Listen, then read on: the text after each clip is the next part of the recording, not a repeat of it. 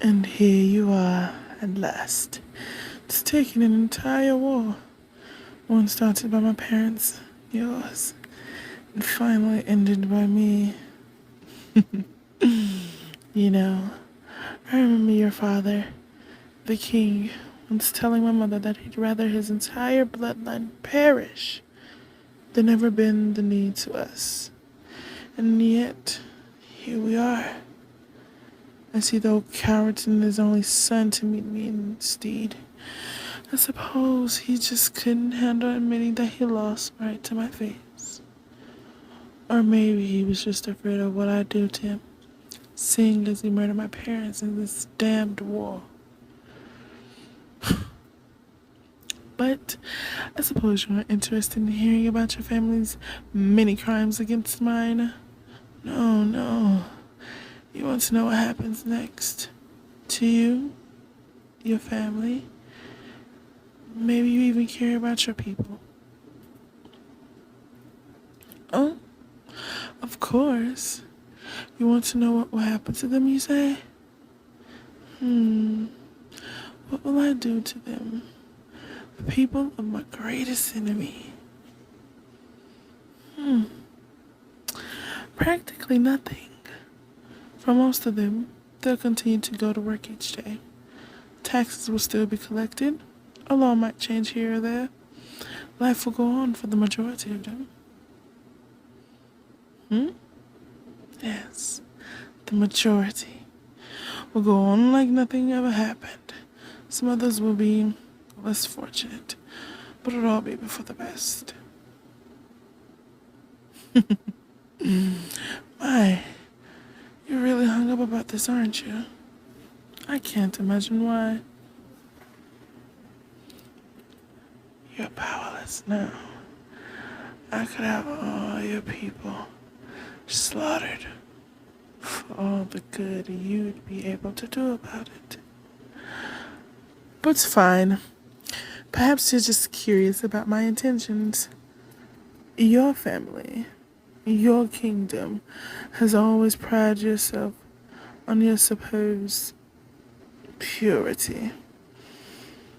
You see yourselves above my kind. In fact, you even saw it as a duty to protect the world from our... What was the word your father always loved to say? Ah, yes, filth. We may have been at war for years, but I have people everywhere. I know what happens in your kingdom. My kind are hunted and butchered like dogs. Not just by your supposed holy order of knights.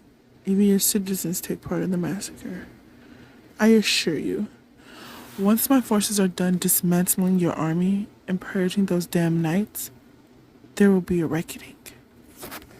I kept a list of every man and woman who took part, where they live, what they've done, who they hurt, and I assure you, I'll be making some very public examples of them.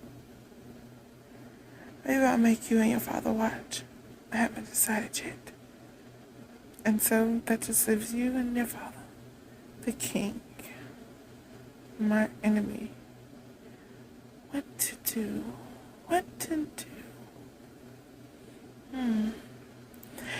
Your entire family deserves the worst I could give it. You've taken so much from me. You've harmed so many of my people. And yet, I'm ashamed to say I like your brutality. So no, you shall be living as will your father and your family. Free your family after everything you've done? Have you gone mad? No. I just won't torture or kill you. I fully intend to humiliate you bastards. Speaking of which, I'm actually happy the former king sent you in his stead. Oh, look at your face. Why, you look almost as pale as I do. Oh, that's fantastic. I can't wait to see that face a lot more from here on out. I know what you must be thinking now. What am I going to do to you? Well, while I was trying to imagine ways to just really stick it to you, pompous, uppity pricks, I got to thinking. Your family prides themselves on their purity, and I cannot stress how aggravating your family's holier-than-thou attitude is. And I'm currently unwed and without an heir. So, I think just as the perfect send-off to the end of this grueling war is the mixing of our families. I'll think of the reactions at you between a family of famed holy knights and a clan of despicable vampires. What will people say? I personally can't wait to find out. What? You haven't heard of political marriage? I thought you were nobility. You are refusing. Oh my boy, you're not in a position to say no. I may not be willing to murder your entire family, but I am willing to throw them into a dungeon where they will never see a single ray of sunlight for the remainder of their lives. Alternatively, if you're a good boy and cooperate, we could come to an understanding. In fact, I don't even have to fully strip your father of his power. His territory is mine now. Sure, but I can make him vassal to my state. His people will pay taxes to me. My soldiers will fully replace it in protecting the land, but I'll happily leave him as my personal puppet. I'll even let him keep wearing that crown if it makes him feel more in control. You know you can't refuse. I hold all the cards here. I'm not accepting you as a loving husband. Taking you as a war trophy. Proof of my people's conquest over you. I think you're gonna know what your answer will be. But before you say anything, I know in your land it's tradition for the man to ask the woman. Normally, I'm not a stickler for such stuffy traditions, but I think just this once, I have to insist on it. I'm not telling you to do anything. The choice is completely in your hands, as is your family's fate. But of course, do what you will. What is this? Your face is beet red. Oh, how adorable. I'm sorry. Please continue with what you were going to tell me. So you want my hand in marriage? You know, I'm just not convinced you really want this. I'm sorry. It's just, it almost sounds like a forced proposal. I didn't feel real emotion behind it.